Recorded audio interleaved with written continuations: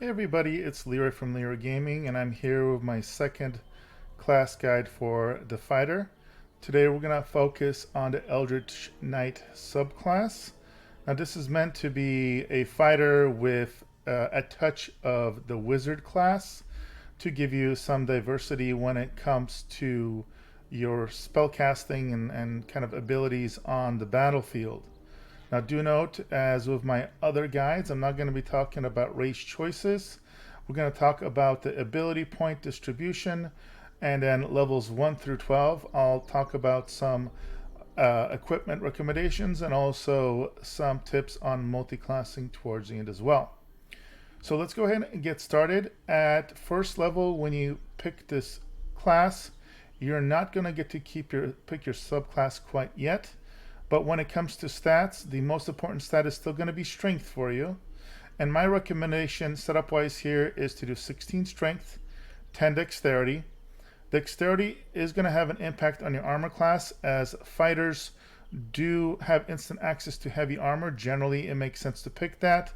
They do not get any benefits from positive modifiers from dexterity, but they do for negatives, so dropping below 10 is not recommended. Lots of health is also important, so I recommend going 16 Constitution. Now, it may sound counterintuitive to have an 8 in intelligence, but the big thing here is that it's going to be very difficult to pump up intelligence while still having decent strength and constitution. So most characters that are going to have an Eldritch Knight focus, you're either going to dump this stat kind of low and then focus on support spells, meaning not offensive attack spells, if you really want to have a decent DC. So that's basically a check that the enemy has to pass of a roll in order to avoid some or all the damage of your offensive spells. There is actually an item, a circlet in Act 1, where it can set your intelligence to 17. That's based off killing these 3 ogres, and you can do a search online for easy guides for that. And again, that circlet can set this to 17, so you can bump this up and get a +3 modifier to DC spell checks. But I will say, building an Eldritch Knight, my recommendation is to pick support spells as opposed to offensive spells because of the way that this class is built. You'll notice I recommend 14 Wisdom. Again, that's good at defending against mind-altering effects, and also because Perception, which is one of the most useful skills in the game, is also based off Wisdom, so having a little bonus to that as well never hurts. And then Charisma at 10 neutral is fine. Now level 1, you're gonna get the second win action. So this is basically a bonus action self-heal that the class gets, and you also get a fighting style. There's 6 of them. Archery is going to give you +2 bonus to ranged weapon attacks. Defense is universally the one I recommend the most. It just gives you straight +1 bonus to armor class while wearing armor. Very, very powerful. Dueling, when you are wielding a melee weapon that is not two-handed or versatile.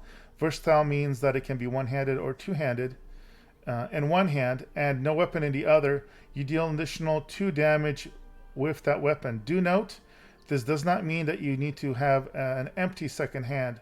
This does work with a shield in your second hand, so it's just a way to get +2 to your damage on all your attacks if you're, for example, using sword and board, so one-handed weapon and shield. Great weapon fighting is decent. You get when you roll a 1 or 2 on a damage die for an attack with a two-handed melee weapon, that die is re-rolled once. Do note it stays once. You could still roll a 1 or 2, but you're more likely to roll a 3 to 10, for example, or 3 to 12. Protection, this one I'm not as big of a fan of because it's kind of situational on where you stand, but when you have a shield, impose disadvantage on attacks against your allies when you're within 1.5 meters. You must be able to see the attacker. And finally, 2-weapon fighting, when you make an attack with your offhand weapon, you can add your ability modifier to the damage of that attack. At level 2, you get the most famous of the features of the fighter, Action Surge. You basically can immediately get an extra action to use this turn. Again, you're going to have to rest before you can get this back. but this is a great way, especially early level, to get 2 attacks in 1 round, and obviously it remains useful as you level up. Also, it's a reason why it's such a popular multi-class dip, to get 1 or 2 levels in Fighter in order to get this action surge for other classes as well. At level 3, you finally get to pick Eldritch Knight. So Eldritch Knights study magic to supplement their weaponry, allowing them to overcome resistance from the toughest of foes. And you're going to get a couple options here. Also, do point, you note you get Weapon Bond. This is not to be underestimated. Ritually bind a weapon in your main hand. The weapon can't be knocked out of your hand, and is automatically returns to you when you thrown. You basically cast this on yourself when you're wielding a weapon, and it will apply to whatever weapon you have. This is really good if you're going to go for a throw build, because you can basically throw your 2-handed weapon on whatever weapon you have, and it'll automatically get re-equipped, so you can re-throw it to next level. Very, very popular for that purpose. But also, of course, if somebody disarms you, I mean, basically, you can't be disarmed. You just get auto-equipped. You also get 2 cantrips. Again, the offensive ones, because our DC, or defensive check, or die check rather, for resisting half or all damage by enemies, this means that a lot of the offensive cantrips won't be as effective with this class. I can recommend Friends. This is one a lot of people don't recommend. But what's nice about this is, as you can see here, it says gain advantage on charisma checks against a non-hostile creature. This spell can be cast while you're silenced. The main reason though this is great is if you're in the middle of a conversation, this will pop up as an option on your die check. So this is very, very nice because, for example, you can get a bonus from like a cleric to add 1 to 4 from guidance, for example, to a check. And then here you can select yourself if you have friends on, and you'll get advantage on that roll. So this is something that you can choose during conversations, not just actively cast. And again, it's a cantrip, so there's no limits to that. Mage Hand is also useful. You can cast this and then manipulate objects in the world. I will say that between early access and full release, lighting and darkness don't seem to have nearly as big of an impact on the world, so I find that light and dancing light aren't nearly as useful now. Minor illusion can also be useful for if you were to be going for a stealth build to create distractions. And True Strike, again, not really worth it considering that you need to use a whole action on this. So I would definitely recommend Friends, for example, and maybe Mage Hand universally. You also get 2 level 1 spells. And again, while you can do offensive spells, do note that any ones that can be resisted could be a little less effective. You can't go wrong with magic missiles because of the fact that they automatically hit. Mage armor is not going to be useful if you're going to be using heavy armor. I will say shield is pretty decent too. You get to choose this as a reaction. So what that means, if an enemy is about to hit you and you still have your reaction for the turn, the game will ask you if you'd like to use shield, and it will do the calculation, and of course you can choose to use this if it's going to say that it's going to make it so the enemy misses you. Now again, you get a minimum amount of spell slots per rest, long rest rather, but this is very still useful defensively if you're just going to be using this for support. So in this case, for example, magic missile and shield, you can't go wrong with those two. You also get 1 additional expanded spell, so this is just 1 bonus spell you get to choose. And again, you have a variety of options here when it comes to spells. Ones that I can definitely recommend. You can't go wrong with Find Familiar, especially the Crow Familiar. Even though they have 1 health, they have a decent chance to hit. They can fly around the battlefield, and they can blind enemies. So this is really, really popular. Also, something like Longstrider, what's nice about this is you can cast this as a ritual spell, meaning it does not use as a spell slot. You can cast it on all your characters. They all will have this last until the end of the rest, and it increases their movement speed. So very, very good universally. You can also do Enhanced Leap, which is also helpful. Do note this only lasts 10 rounds, but you can also, I believe, cast that ritually. Again, I would stay away from the offensive spells. The one thing that I would say that would be a possible option would be Sleep at low levels, as this seems to automatically put enemies to sleep up to 24 hit points. I've never seen them resist this, so I don't even know if that's possible.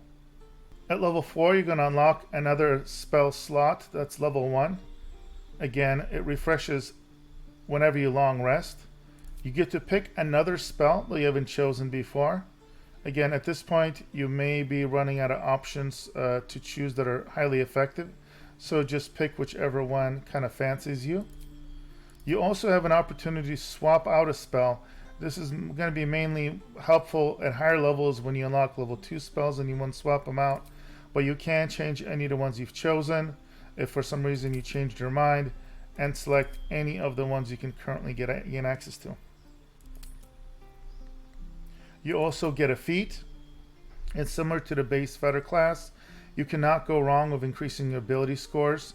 So you can put 2 points into strength, for example, is the most popular option. I can also recommend Great Weapon Master. So when you land a critical hit or kill a target with a melee attack, then you can make another melee weapon attack as a bonus action that turn. Very powerful. You also have attacks of heavy weapons you are proficient with. Can deal an additional 10 damage at the cost of -5 attack roll penalty. So this is something you can toggle on or off, and you can do this at any time, so you can see the chance of hitting, and if it lowers it too much, you can, for example, disable this, but very big boost to damage. Another really good option is going to be Savage Attacker. While making weapon attacks, you roll damage twice and use the highest. Polearm Master, you can't go wrong with them either, because when you're using a glaive, halberd, quarterstaff, or spear, you can use bonus action to attack with the butt of your weapon. And most importantly, you can also make an opportunity attack when targets come within range. This is important because glaives and halberds, for example, are going to have extended range. So even before they can get melee range with you, you can get an attack off. And then a final recommendation is Lucky. You gain 3 luck points, which you can use to gain advantage on attack rolls, ability checks, or saving throws, or to make an enemy reroll attack rolls. So these are the options you're going to choose as you level up. In this guide, I'll just start by choosing the strength stat to go up 2 points initially. At level 5, the biggest thing is you get an extra attack. So now you can make 2 attacks around and effectively double your DPS. You can also replace a spell as we discussed previously. At level 6, again, you're going to be able to replace another spell if you want. You also get your second feat. It is important to note that fighters, unlike other classes, are going to get additional feats.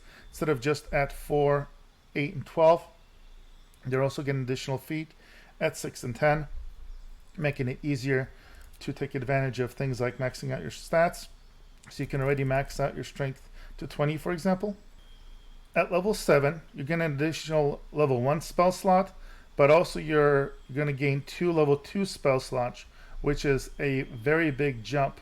So if you're going to go with Eldritch Knight, a lot of people do like to go at least to level 7.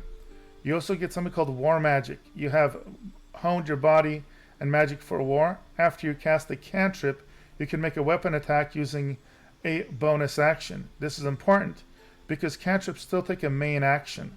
At this point, don't forget you get 2 main actions. So the idea here is you could cast a cantrip, you can do a full attack with your bonus action, and then you could technically do another attack with your main action. Now, when it comes to additional level 2 spells, do note that, again, you have the same potential weakness with resistance issues, but you have options like Melf's Acid Arrow, which is decent. You have Arcane Lock, which I've never seen a use for this in this game, where you can literally lock something, but you can get a little tricky in tactical combats where you can lock out enemies in a room and literally lock them in so they can't get to you. Darkness is a very powerful spell for making it so enemies are blinded. You can use this defensively, but you would need something like Devil's Sight to take full advantage, Devil's Sight rather, to take advantage of this. I have a separate video on this and how it functions if you want to check it out. Gust of Wind, don't sleep on this option because it may not seem like it does any damage, but you can push off multiple enemies off cliffs or edges, for example, and it also causes the off balance effect.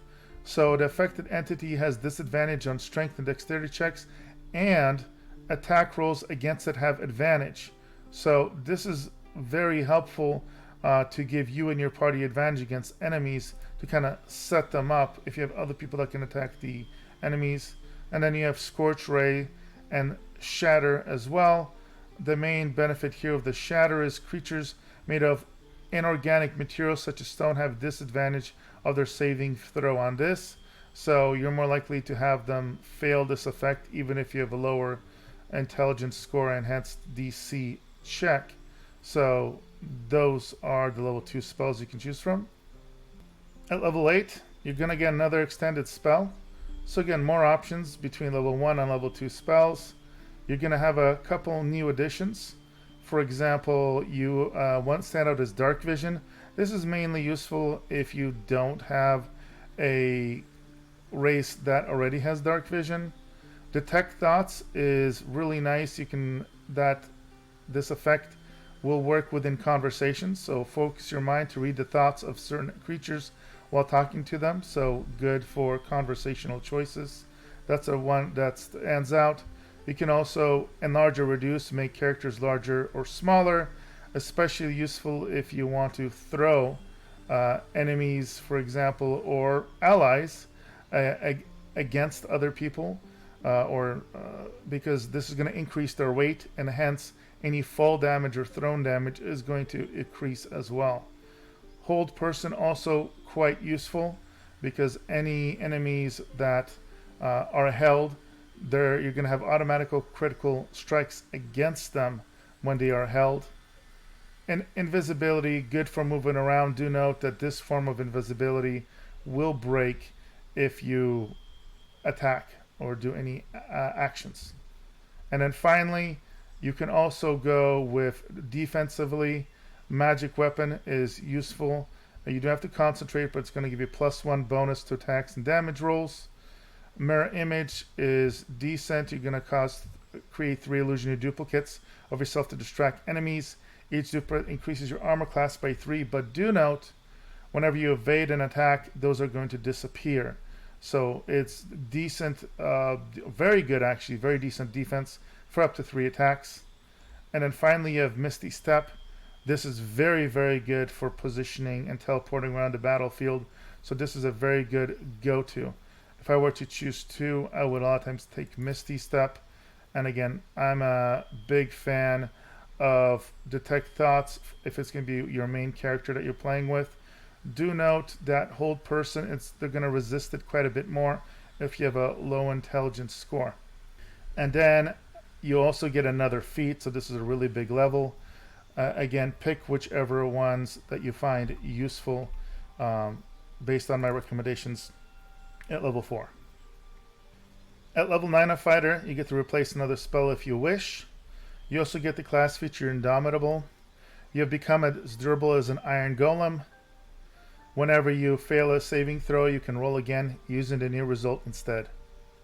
At level 10, you get another choice of cantrips, so pick another one that you haven't chosen that you find interesting.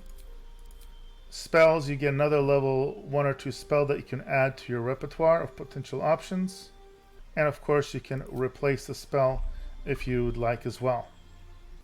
At level 11, you're going to get the class feature Improved Extra Attack. So now you can make 2 additional attacks after attacking with your main hand weapon. It's up to 3 attacks in a round. You're going to get to add another spell to your possible spell options. So again, choose whichever option you would like. And of course, you can replace the spell once again if you like. Alright, finally you have level 12. On level 12, you're going to be able to replace the spell as before and choose one more feat. So choose whatever feat you haven't chosen at this point. Now, equipment-wise, for the subclass, it makes sense again to go probably with heavy armors. Pick your favorite types of weapons. Great weapons, pole arms, for example, or glaives if you want to get that reach effect. This is the item I mentioned earlier from level 1, the Warped Headband of Intellect that you can get from killing the giants in Act 1. So you can look that up on Google, for example, how to get this. But again, you'll notice here, again, my base int is 8. And if I clip this, it goes up to 17, which is good for increasing the DCs, of course. For spell casting, if you do want to choose some of those more offensive spells, and also if you want to get a boost of any of the intelligent based skills, and skill checks can be useful if this is going to be your primary character for checks. Multiclassing of the Eldritch Knight I find isn't probably quite as popular as with the Battle Master, as you'll see with the Champion, but you do get really good value from them through about level 7, I would say. Maybe level 8 if you want to get that extra feed off, and then multiclass for other levels. But in general, I would say if you're going to be multiclassing fighter, you're going to get probably bang for your buck just from the first or either 1 or 2 level dip with the fighter. Alright guys, so this is going to be the end of the Eldritch Knight guide. Hope you guys found it helpful. If you did, please drop a like. If you have questions, please leave them in the comments. I'll do my best to answer them as best as I can. And of course, if you like to see more content and want to follow up with my channel, then please feel free to subscribe. Thank you for all your support. As always, I'll see you guys in the next video.